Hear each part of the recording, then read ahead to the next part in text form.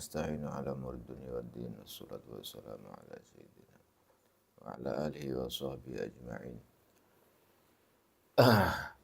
سبحانك لا علم لنا إلا ما علمتنا إنك أنت العليم الحكيم وتب علينا إنك أنت التواب الرحيم.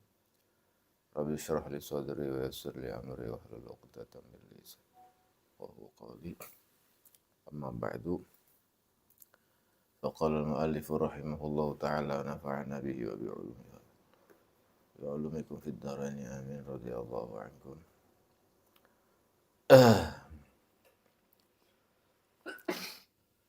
Kemarin kita sampai pada hadis Sani wal Syirun, hadis yang ke-22 yang diriwayatkan oleh Sayyidina Ali radhiyallahu ta'ala anhu. Cerita Sayyidina Ali dengan Sayyidina Salman Al-Farisi yang mengalami kesusahan, kegundahan atas 4 macam yang kemudian dijelaskan sebagaimana dalam hadis kemarin. Maka menyangkut hal ini ada sebuah cerita juga yang diceritakan oleh Sayyidina Ali radhiyallahu ta'ala. Kata Sayyidina Ali, suatu saat ja'a Aliyun. Qala Aliyun. Sayyidina Ali berkata, ja'a rajulun ila Nabi sallallahu alaihi wasallam. Ada salah seorang laki-laki yang datang kepada Rasulullah sallallahu alaihi wasallam. Lalu laki-laki itu bertanya pada Rasulullah, berkata kepada Rasulullah sallallahu alaihi wasallam, ya Rasulullah, wahai utusan Allah, asaitu fatahhirni. Saya telah berbuat maksiat ya Allah, ya Rasulullah, maka sucikanlah saya. Minta agar disucikan oleh Rasulullah, alias supaya diampuni dosa-dosanya. Ini cerita Sayyidina Ali. Qala wa ma'isyanuka. Apa itu kemaksiatan yang kau perbuat? Kata Rasulullah. Orang itu kemudian menjawab, astahi min an akul. Saya malu untuk berkata ya Rasulullah. Kalau saya menceritakan saya malu. Lalu Rasulullah menjawab, atastahi minni an tukhbirani an dzambika wa lam tastahi minallahi ta'ala wa huwa yarak. Qum fakhruj min indi hatta la tanzilan naru alaina. Kata Rasulullah, wahai fulan, apakah engkau malu kepadaku untuk menghabarkan apa itu dosamu, sedangkan engkau tidak malu kepada Allah Ta'ala. Dan sedangkan Allah melihatmu. Qum fakhruj min indi, berdirilah dan keluar dari sini, sehingga tidak turun azab siksa atas kami, kata Rasulullah itu. Jadi suruh menceritakan apa dosanya, dia akan minta dia mengaku telah berbuat dosa, meminta supaya Rasulullah mensucikannya agar dosanya diampuni oleh Allah. Disuruh menceritakan dosanya apa, berbuat dosa apa yang diperbuat, dia menjawab, saya malu untuk menceritakannya. Lalu dijawab oleh Rasulullah, apakah engkau malu dariku? Sedangkan engkau tidak malu, tapi engkau tidak malu dengan Allah Subhanahu wa Ta'ala, sedangkan Allah melihatmu. Maka berdirilah dan keluarlah dari sini, sehingga tidak turun api atau siksa azab kepada kami. Lalu orang laki-laki itu pergi, keluar dan pergi dalam keadaan khaiban, ayisan, bagian, keluar dengan keadaan gundah gulana, putus asa dan menangis orang itu. setelah dalam keadaan itu, faja'a Jibril alaihi salam.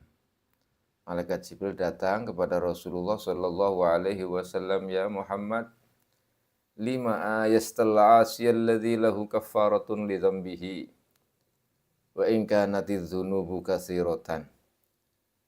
Wahai Muhammad, kata malaikat Jibril, kenapa kau membuat dia putus asa?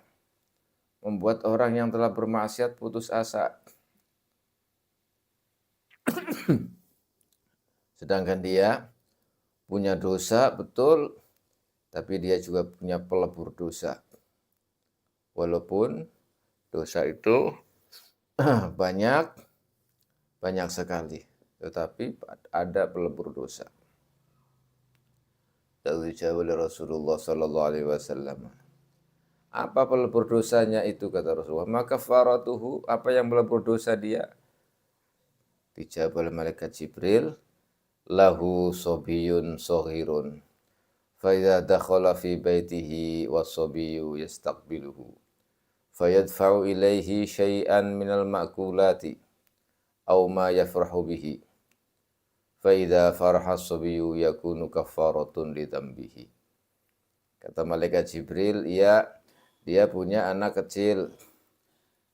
Ketika dia masuk ke rumahnya, maka anak kecil itu akan menghampirinya dan memberikan ia sesuatu dari makanan-makanan atau jajan-jajanan, atau sesuatu yang menjadikan anak kecil itu bergembira riang. Maka ketika anak itu bergembira riang karena kedatangan bapaknya dengan membawa makanan-makanan, maka itulah sebagai pelebur dosa-dosanya, kata malaikat Jibril. Jadi kalau orang tua pulang dari luar, kemudian masuk rumah, anaknya menyambut dengan bergembira ria karena bapaknya itu membawa sesuatu untuk anaknya itu. Apakah itu jajan, apakah itu makanan, apakah itu yang menjadikan anaknya itu bergembira. Itu merupakan amalan yang bisa melebur dosa. Ini kata malaikat Jibril, dijelaskan tadi. Oleh karena itu, orang tua yang baik, yang selalu memikirkan keluarga, ketika pulang, membelikan apa-apa di luar untuk anaknya yang di rumah. Sehingga anaknya menjadi riang gembira, senang dengan kedatangannya. Ini salah satu bentuk bahwa orang tua itu memperhatikan orang tuanya. Nah, orang tua itu memperhatikan anaknya, memperhatikan keluarganya. Kalau seperti ini, itu bisa melebur dosa-dosanya. Oleh karena itu, kemudian mu'allif mengatakan, fa'ulima anna farha auladikum kafaratun. Maka bisa diketahui bahwa jika anak-anak kalian itu bergembira riang, maka itu merupakan pelebur dosa. Wa najatun minan niron, dan menjadikan selamat dari api neraka. Sebagaimana yang dijelaskan oleh Allah Subhanahu wa taala, innama amwalukum wa auladukum fitnah wallahu indahu ajrun azim. Hartamu, anak-anak kalian, harta kalian dan anak-anak kalian itu merupakan fitnah. Fitnah kalau tidak bisa mengurus, fitnah kalau tidak bisa menggembirakan mereka. Fitnah akan menjadi beban kalau kita tidak benar-benar memikirkannya dengan seksama. Wallahu indahu ajrun azim. Dan Allah di sisinya ada pahala yang besar. Nah, ini membuat anak-anak kita gembira, membuat anak-anak kita senang, itu merupakan pelebur dosa. Makanya umat Nabi Muhammad SAW, kita ini enak sebenarnya. Semuanya ada tata caranya, semua yang kita lakukan, memikirkan keluarga itu aja sudah menjadi pelebur dosa. Seperti yang diceritakan oleh Sayyidina Ali radhiyallahu ta'ala. Jangan dikira kita memikirkan dengan susah payah keluarga itu tidak ada artinya, tidak. Kita susah memikirkan keluarga, bagaimana nantinya itu merupakan pelebur dosa bagi kita semuanya. Berbahagialah umat Nabi Muhammad sallallahu alaihi wasallam. Dengan seperti ini kita akan dibebaskan oleh Allah dari api neraka. Dengan seperti ini kita diampuni segala dosa yang kita perbuat. Kesalahan yang kita lakukan semuanya akan diampuni oleh Allah Subhanahu wa taala sebagai pelebur dosa. Masya Allah, alhamdulillah. Jazallahu khairan an Nabi sallallahu alaihi wasallam khairu ma jazahu an Nabi sallallahu alaihi wasallam. Al haditsus salisu wal ishrun. Hadis yang ke-23. Hadis yang ke-23 itu diceritakan dari Sayyidina Anas radhiyallahu taala anhu. An Anasin bin Malik radhiyallahu taala anhu. Annahu teman setuhun Sayyidina Anas. Ini hadis. Qala iku dawuh sinten Sayyidina Anas, qala Rasulullah sallallahu alaihi wasallam. Ma min 'abdin min ummati idza asbaha fa qara'a isnatay 'asharata marratan ayatal kursi thumma tawadda'a wa shallal fajr hafizahullahu min syarri syaitan. Wa kana bi manzilati man qara'a jami'al Qur'an salasa marrat. Wa tuwija yaumal qiyamati bitajin min nur yudhi'u li ahli dunya kulliha. Ini kata Rasulullah dalam hadis yang diriwayatkan oleh Sayyidina Anas radhiyallahu taala anhu. Barang siapa, apa kebarang ma bin abdin, tidak ada dari satu hamba dari umatku ketika pagi memasuki pagi lalu dia membaca ayat kursi sebanyak 12 kali. Bangun tidur lah. Bangun tidur membaca ayat kursi sebanyak 12 kali. Setelah itu kemudian berwudu dan sholat subuh. Jadi bangun tidur baca surat ayat kursi sebanyak 12 kali. Lalu berwudu untuk sholat fajar. Untuk sholat subuh. Maka orang tersebut akan dijaga oleh Allah Subhanahu wa taala dari kejahatan syaitan, keburukan syaitan. Dan orang tersebut akan menduduki kedudukannya seperti orang yang membaca Quran, semua Quran, 1/3 khataman sebanyak 3 kali. Dan orang tersebut akan diberi di hari yaumul qiyamah nanti oleh Allah Subhanahu wa taala sing apa?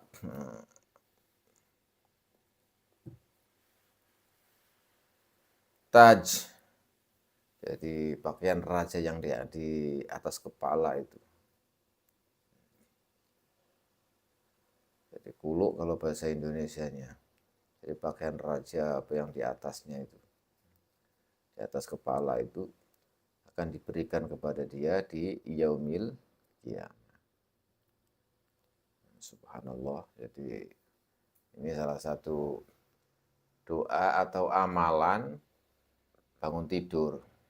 Kalau bangun tidur kan ada baca doanya alhamdulillahi ahyana ba'da mamatana wa ilaihin nusyur itu. Kalau itu sih doanya anak-anak TK, anak-anak kecil ya meskipun juga tidak apa-apa. Tapi kalau kita yang dewasa-dewasa itu sebenarnya dikiranya banyak.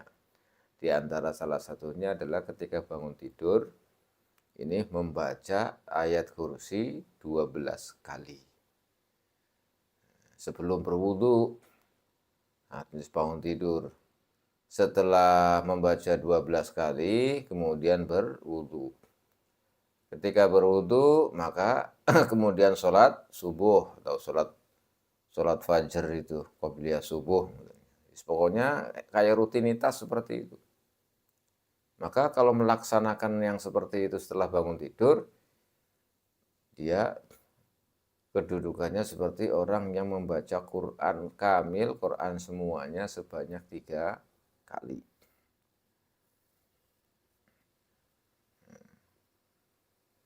Dan akan diberi kuluk. Pakaian raja itu yang di atasnya itu apa namanya? Jadi, yang di kepala itu nanti di yaumil qiyamah. Ini hanya membaca ayat kursi sebanyak 12 kali.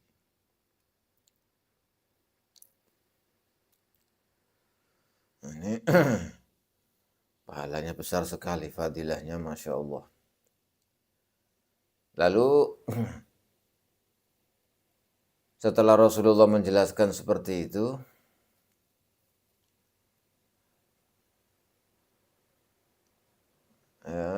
setelah menjelaskan seperti itu, ada kulu itu tadi, yudi uli ahli dunia, yang bisa menyinari untuk penduduk dunia semuanya. Lalu kata Sayyidina Anas, saya mengatakan, menyampaikan kepada Rasulullah, apakah pembacaan itu setiap hari? Kata Sayyidina Anas. Ya Rasulullah, fi kulli yamin, apakah saya membaca 12 kali itu setiap hari? Qala saya Rasulullah menjawab, la bal fi kulli yaumil jum'ah. Tidak, tetapi hanya setiap hari Jumat. Setiap hari Jumat itu bangun tidur membaca ayat kursi 12 kali. Kalau membaca ayat kursi 12 kali, kemudian berwudu, kemudian sholat, maka orang ini akan mencapai kedudukannya seperti kedudukan orang yang menghatamkan Al-Quran kamil semuanya sebanyak 3 kali.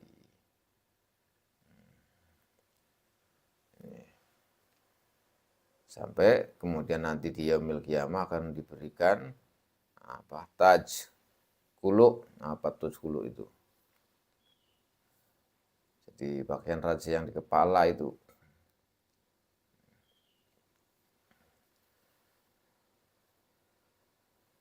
Yang bisa menyinari semua penduduk dunia. Masya Allah. Lalu ditanya Sayyidina Anas, apa ini setiap hari ya Rasulullah? Kata Rasulullah, enggak. Tetapi hanya setiap hari Jumat. Hari Jumat saja. Fa innaha tujzika min dahrika fi Jum'atin marratan. Karena membacanya setiap Jumat itu cukup bagimu, mencukupi bagimu dari semua masamu setiap hari Jumat. Jadi Jumat itu khusus seperti tadi. Setiap Jumat bangun tidur membaca itu tadi. Ayat kursi. 12 kali. 12 kali ini hadis yang diriwayatkan oleh Sayyidina Anas radhiyallahu taala anhu min fadail ayatil kursi. Ini beruntung sekali kita ditunjukkan dalam hadis ini akan mendapatkan pahala yang besar sekali, yaitu membaca Al-Quran sebanyak 3 kali. Padahal cuma ayat kursi. Tapi inilah yang diajarkan oleh Rasulullah Shallallahu Alaihi Wasallam kepada umatnya sebagai wujud rahmat atau belas kasih Rasulullah Shallallahu Alaihi Wasallam kepada umatnya. Nah, sehubungan dengan hadis ini ada sebuah cerita yang sangat menggembirakan sekali bagi umat mukmin. Bagi kita seorang mukmin, seorang muslim.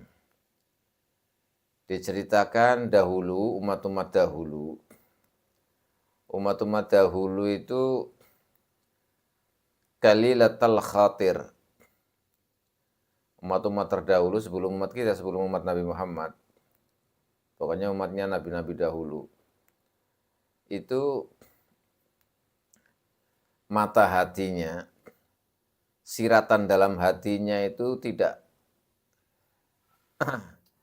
Jadi siratan hatinya kurang lemah. Jadi siratan dalam hati ternyata itu lemah. Wa qalilatal fahmi, dan kepahamannya sedikit kepahaman. Jadi ya cerdas, cuman kurang begitu menguasai istilahnya. Kuranglah kecerdasannya itu. Dan mereka la yusaddiquna rusulahum. Sebagaimana kita ketahui, mereka kebanyakan itu tidak mempercayai rasul-rasul nabi-nabi yang diutus kepada mereka. Tidak percaya kecuali dengan mukjizat-mukjizat. Dan melihat langsung. Ini dahulu. Ya. Jadi umat dahulu, umat sebelum kita, ini umat-umat seperti itu. Jadi Khalilatul Khatir tidak tajam, mata hatinya itu kurang tajam. Kefahamannya juga kurang. Mereka tidak akan membenarkan nabi atau rasul-rasul yang diutus oleh Allah kepadanya kecuali dengan dasar mukjizat, ditunjukkan mukjizatnya atau menyaksikan langsung. Ini dahulu. Ini makanya hati-hati. Kita nih sekarang kadang tidak percaya kecuali ada di depan mata kita baru percaya. Ini berarti kita seperti kembali kepada umat-umat dahulu.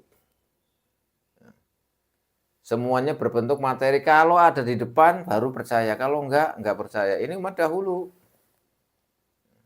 Meskipun yang mengatakan atau yang menyampaikan itu adalah Rasul dan Nabi, dahulu itu sedikit sekali yang percaya.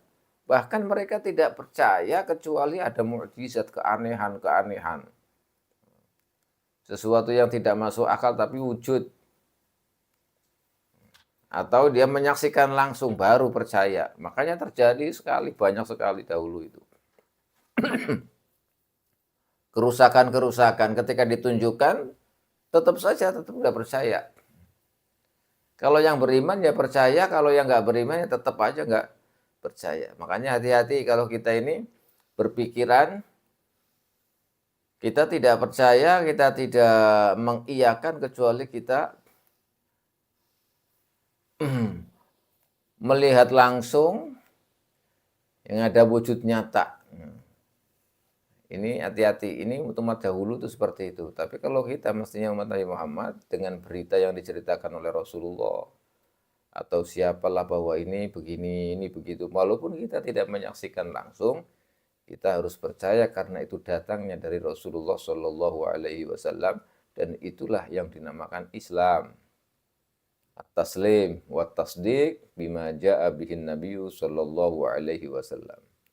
Kita membenarkan, kita menyerahkan diri dan membenarkan apa yang dibawa oleh Rasulullah sallallahu alaihi wasallam.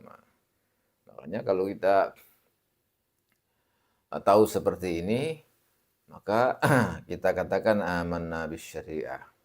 Wa amanna bima jaa bihin nabiyyu sallallahu alaihi wasallam. Amanna wa saddaqna bima jaa bihin nabiyyu sallallahu alaihi wasallam. Karena umat dahulu seperti itu.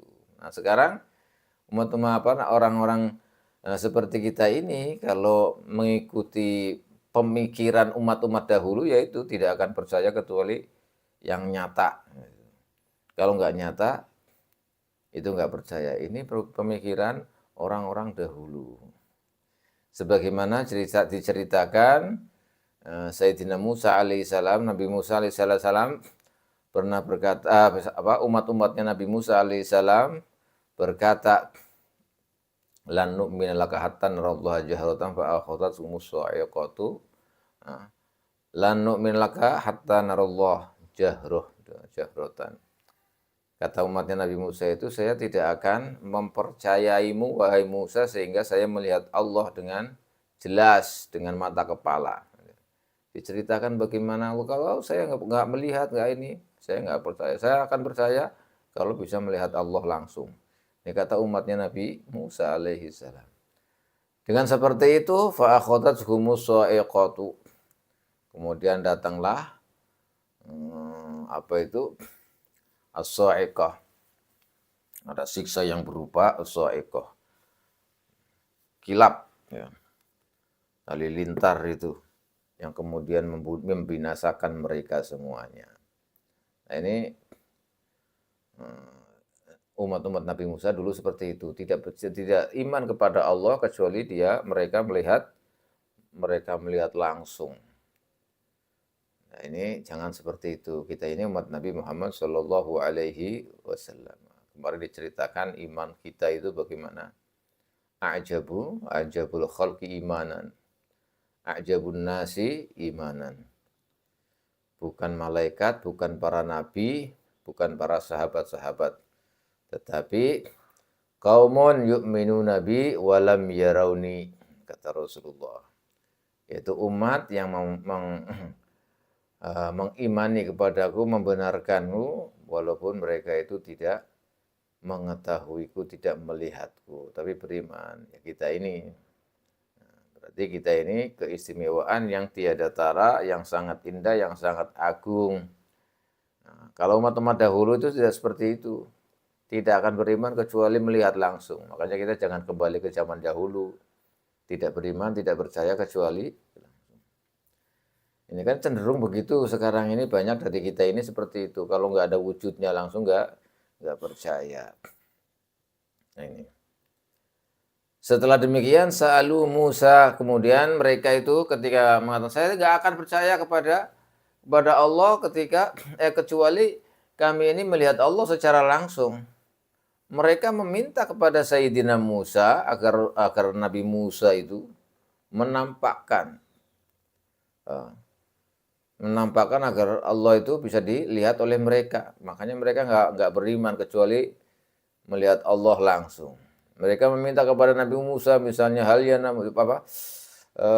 bertanya kepada Nabi Musa alaihissalam dan berkata, hal yanamu ilahuka, wahai Musa, apakah Tuhanmu itu tidur? Wa kana maktubun fit Taurat, dahulu di kitab Taurat itu termaktub, tertulis la ta'khudhu sinatu wala naum. Di Taurat kitab yang diturunkan kepada Nabi Musa itu ada keterangan ya kayak ayat kursi itu, la ta'khudhuhu sinatu wala naum, ayat kursi di Taurat. Lalu Nabi Musa menjawab, memberitakan kepada mereka apa yang ada di Taurat, bahwa Allah la ta'khudhuhu sinatun wala naum. Jadi Allah tidak mengantuk, juga tidak apalagi tidur. Mengantuk aja enggak. Itu yang ada di Taurat, ya kayak ayat kursi itu. Lalu umatnya Nabi Musa itu bertanya lagi, kaifa la yanamu? Bagaimana kok bisa enggak tidur? Bagaimana bisa enggak tidur itu? Ya ini kan otak manusia, diukurnya otak manusia. Jadi dipikirnya dengan pemikiran manusia.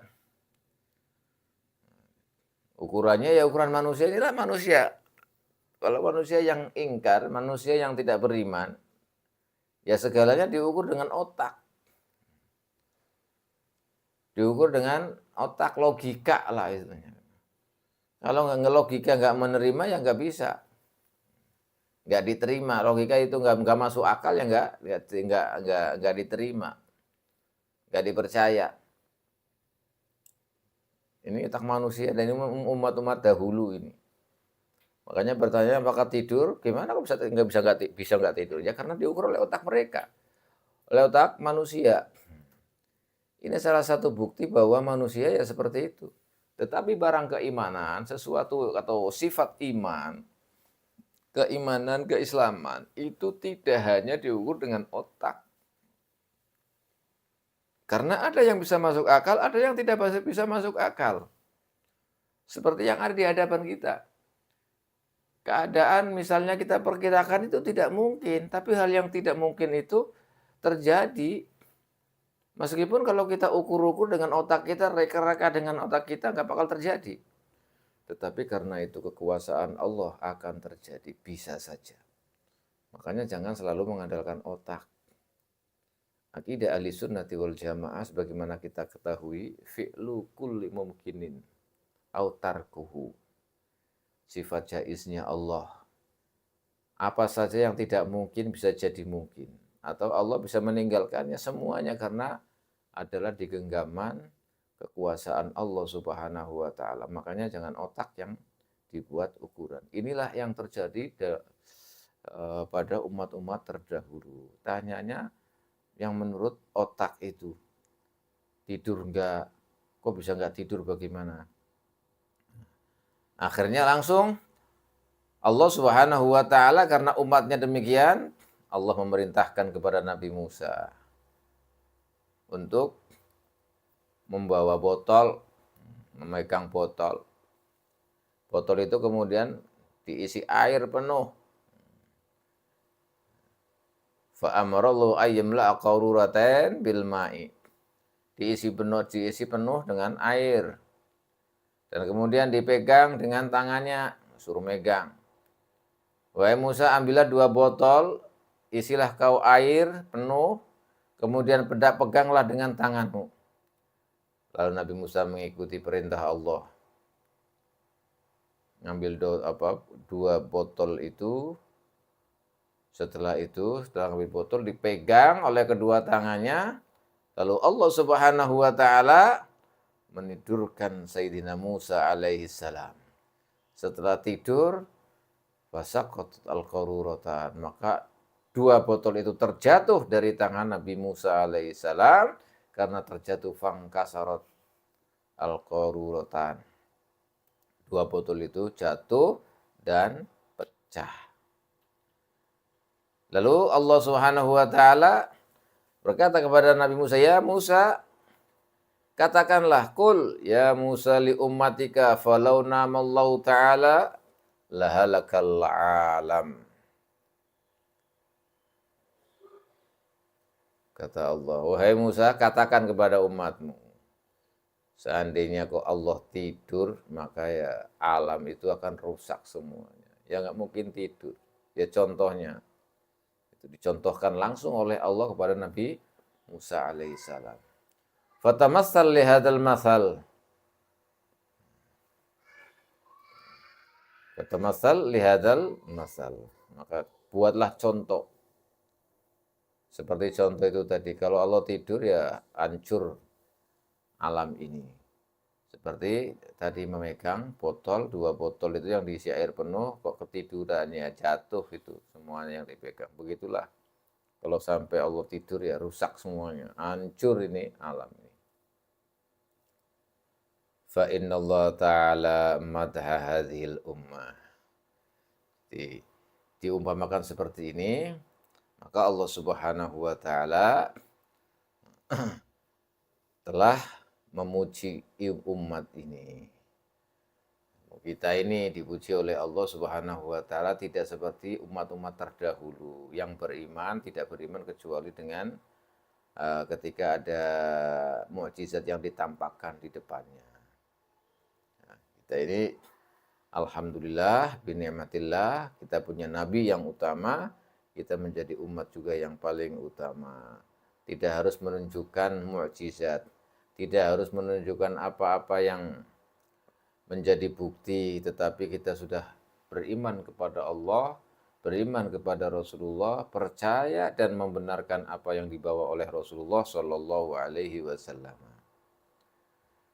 Karena kita harus kita sadari ini, harus kita yakini bahwa hal-hal yang terjadi di dunia ini ada yang masuk akal, ada yang tidak masuk akal, itu pasti. Karena akal itu terbatas. Akal itu bisa mencerna kalau memang, atau bisa memikirkan, akal itu bisa menemukan atau bisa menerima kalau sesuatu yang bisa dilihat. Sesuatu yang bisa dilihat, maka kemudian akan merasuk ke akal, akal kan bisa berpikir. Tapi kalau sesuatu yang tidak pernah dilihat, maka akal tidak bisa mencerna. Oleh karena itu, akal itu bersumber dari mata.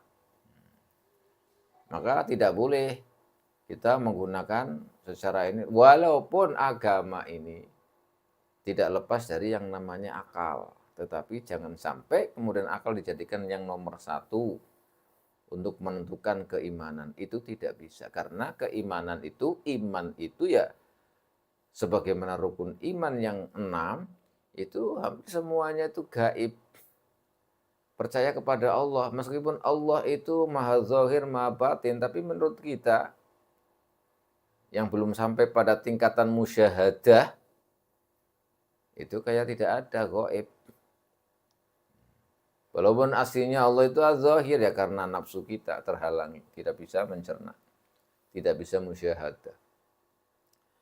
Percaya kepada nabi-nabi juga kita nggak mengalami, nggak lihat nabi. Pada malaikat, malaikat juga tidak ada seperti kita. Alias ini tadi keimanan itu sesuatu yang gaib. Makanya dalam Al-Quran dijelaskan dzalikal kitabu la raiba fi hudan lil muttaqin alladzina yu'minuna bil ghaibi. Alladzina yu'minuna bil ghaibi. Kalau orang yang percaya dengan barang-barang gaib, sesuatu yang tidak terlihat oleh mata, maka la raiba fi. Quran itu akan menjadi petunjuk baginya. Tidak ada keraguan di dalamnya bagi orang-orang yang beriman. Maka inilah yang kemudian menjadikan kita ini oleh Allah menjadi umat yang paling baik. Umat yang paling sempurna dibanding dengan umat-umat sebelumnya. Salah satunya ya karena kita ini membenarkan Rasulullah SAW, walaupun kita tidak menyaksikan langsung mukjizat-mukjizat Rasulullah sebagaimana nabi-nabi dahulu. Nabi dahulu langsung minta makanan dari langit diturunkan. Itu. Al-manna wassalwa, madu dan burung, makanan burung itu diturunkan oleh Allah dari langit langsung kepada umatnya Nabi Musa alaihissalam ketika umatnya itu meminta. Turun, diberi makan dari langit. Nabi Isa juga sama. Umatnya meminta makan dari langit, turun makan dari langit. Dan yang lain-lainnya banyak sekali. Tetapi walaupun begitu mereka itu masih banyak yang tidak percaya, tidak beriman. Walaupun ada juga yang beriman. Nah kalau kita ini tidak tahu apa-apa, tapi kita beriman kepada Allah, beriman kepada Rasulullah SAW, nah, itulah yang menjadikan kita menjadi umat yang paling baik. Kata Allah, kuntum khaira ummatin. Kuntum khaira ummatin. Kalian itu menjadi umat yang paling baik. Kenapa? Li'annahum saddaqu Rasulullah sallallahu alaihi wasallam. Bila mu'jizatin wala tamsilin. Karena kita ini percaya kepada Rasulullah Sallallahu Alaihi Wasallam tanpa ada mukjizat, walaupun kita tidak langsung menyaksikannya. Lah ini di hadapan kita Quran, iya Quran itu mukjizat. Bagi yang paham-paham itu merupakan mukjizat dalam menelaah arti tafsirnya dan lain-lainnya. Dan tidak bakal hilang, iya. Maksudnya bukan mukjizat keanehan yang tidak masuk akal maksudnya. Kalau Al-Quran itu kan memang mukjizat yang paling sempurna. Paling sempurna. Al-Quran itu mukjizat Nabi yang paling sempurna. Tapi kan itu bukan bagi orang-orang yang tidak paham, bagi orang-orang yang paham, orang yang ingin mengetahui maknanya, mengetahui artinya, mengetahui tafsirnya, dan lain-lain. Tapi bagi orang awam, ya tidak tahu, bahkan baca pun tidak bisa misalnya. Maka bagaimana bisa mengetahui bahwa Al-Quran itu mukjizat? Paham aja enggak, baca aja enggak. Nah, walaupun hakikatnya Al-Quran itu paling sempurna. Karena sempurnanya Al-Quran itulah kemudian banyak yang tidak paham. Nah ini kita menjadi umat yang lebih baik, yang paling baik dibanding dengan umat-umat dahulu. Salah satu alasannya karena kita telah beriman kepada Rasulullah SAW, walaupun tidak ditunjukkan mukjizatnya di hadapan kita. Kalau sahabat dulu ya menyaksikan langsung karena hidup bersama Rasulullah SAW. Umat-umat terdahulu juga begitu, langsung diberi mukjizat di hadapannya, langsung dibuktikan. Kalau kita tidak, maka kita menjadi kuntum khaira ummatin, menjadi umat yang paling baik. Insyaallah. Jadi Kita selama beberapa tahun, berapa ini sejak lahir, sejak ini nggak tahu pernah menyaksikan Rasulullah, mujizat-mujizatnya itu apa, kita nggak. Makanya banyak sekali orang yang ingkar. Kalau itu kan non muslim itu banyak yang mengingkari. Kalau Nabi Muhammad itu adalah nabi, mujizatnya itu apa? Banyak bertanya-tanya. Mujizatnya itu apa? Nggak tampak gitu. Ya nggak tampak bagi orang yang nggak beriman. Kalau ada yang beriman pasti akan tampak semuanya. Kalau kita garis semuanya banyak sekali adalah mukjizat ketika hidup Nabi. Tapi mukjizat yang paling top oleh Nabi itu ya Al-Quran. Setelah meninggalnya meninggalnya Rasulullah, meninggalkan dunia ini, mukjizat itu tetap ada sampai yaumil qiyamah. Ini mukjizat yang paling sempurna. Kalau umat-umat dahulu seiring dengan meninggalnya Nabi, Rasul umat dahulu, itu ya mukjizatnya nggak ada lagi, sudah habis. Tapi kalau Rasulullah, walaupun sudah meninggal, mukjizatnya tetap masih ila yaumil qiyamah. Makanya mukjizat yang paling sempurna Rasulullah itu adalah Al-Qur'anul Karim. Cuman itu kita kan banyak yang tidak paham. Walaupun karena harus digali, harus dipelajari, harus ini. Meskipun itu setelah dipelajari bagi orang-orang yang paham, memang ternyata dibalik tersembunyi di Al-Quran itu semuanya ada. Ini kan bagi orang-orang khusus. Artinya tidak seperti mujizat-mujizat yang tampak, ada makanan datang dari langit, apa semuanya. Begitu itu. Tidak ada keanehan kan bisa membelah laut, bisa menghidupkan orang mati dan lain-lain. Itu kan mukjizat-mukjizat yang diberikan Allah kepada nabi-nabi dahulu. Lah Rasulullah, kita tidak menyaksikan mukjizat-mukjizat yang dulu ketika di Madinah misalnya ada pohon korma yang merintih. Kemudian bisa berbicara dengan ular, berbicara dengan anjing dan macam-macam itu. Sampai melihat jin ifrit gitu. Dan lain-lain banyak sekali. Itu sahabat-sahabat yang menyaksikan. Kita ini kan tidak menyaksikan dan tidak minta juga. Para sahabat dahulu juga tidak meminta mukjizat. Kalau umat-umat dahulu minta mukjizat, wahai Nabi Musa, kalau kau memang benar, maka tunjukkanlah kepada kami. Kata mereka kan begitu. Seperti surat yang tadi dibaca. Lan nu'mina laka hatta narallaha jahratan. Nabi Isa juga sama dan nabi-nabi dahulu sama saja. Bahkan banyak yang menentang, saya nggak percaya kecuali ada azab yang turun. Kalau berbuat begini ada azab begini. Padahal nggak percaya, untuk membuktikannya ya sudah akhirnya turun azab. Nah ini umat dahulu kita jangan seperti itu. Ini penting sekali. Harus kita hayati, harus kita percayai, harus kita tanamkan keyakinan di hati kita. Bahwa dalam dunia ini atau dalam agama atau apa saja, itu ada hal-hal yang ada yang masuk akal, ada yang tidak masuk akal. Tidak semuanya masuk akal. Kenapa? Karena akal itu sangat terbatas. Akal hanya bisa mencerna apa yang bisa dilihat. Sesuatu yang tidak bisa dilihat, akal tidak bisa mencernanya. Oleh karena itu, akidah ahli sunnati wal jamaah tidak mendahulukan akal, tetapi mendahulukan wahyu baru kemudian akal. Tidak sebaliknya, akal dulu baru wahyu, tidak. Tetapi wahyu dulu kemudian akal. Akal terbatas sekali. Di balik tembok atau tidak, yang tidak bisa dilihat. Akal tidak bisa mencerna, tidak bisa menghitung, tidak bisa membayangkan.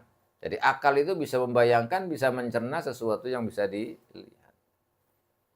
Makanya ini jelas umat Nabi Muhammad SAW di antara sebab menjadi umat yang paling mulia adalah karena percaya kepada Rasulullah tanpa menyaksikan mukjizat-mukjizat yang nyata.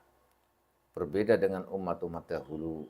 Kalau umat dahulu langsung menyaksikan mukjizat-mukjizat nabi-nabi mereka di depan mata kepalanya. Membelah laut, datang makanan dari langit, menghidupkan orang mati, dibakar hidup-hidup tidak terbakar, dibunuh tidak bisa, semuanya itu berada di depan matanya, disaksikan sendiri oleh mereka itu. Ini umat dahulu. Makanya kita jangan seperti itu. Kalau nggak masuk akal begini, nggak percaya. Tidak.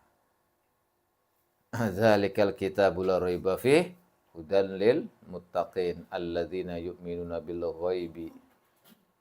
Orang-orang yang beriman dengan hal-hal yang gaib. Hal-hal yang tidak nampak di depan mata kita, kita percaya kepada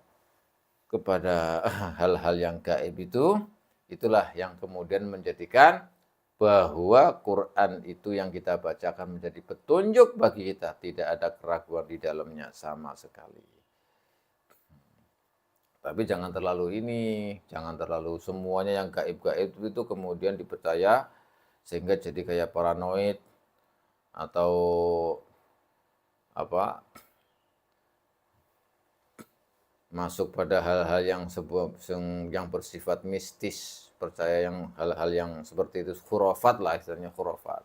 Tapi tengah-tengah sesuai dengan penjelasan syariat agama, syariat yang dibawa oleh Rasulullah Shallallahu Alaihi Wasallam. Tidak percaya yang gaib-gaib, terlalu sangat percaya yang sampai ke mistis itu, ya mistis yang tidak ada keterangan dalam agama, dalam syariat agama. Tidak, kita mempercayai apa yang dibawa oleh Rasulullah Shallallahu Alaihi Wasallam sesuai dengan petunjuk-petunjuknya yang diajarkan oleh Rasulullah kepada kita.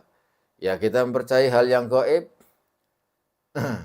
kita dahulukan, yaitu wahyu, kemudian baru kita akal mencerna.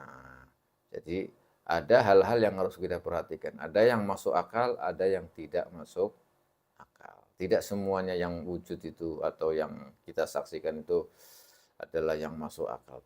Tidak. Oleh karena itu, kita dididik oleh syariat agama kita bahwa ketika kita di dunia ini atau beribadah, ibadah itu ada yang bisa masuk akal, ada yang tidak bisa masuk akal.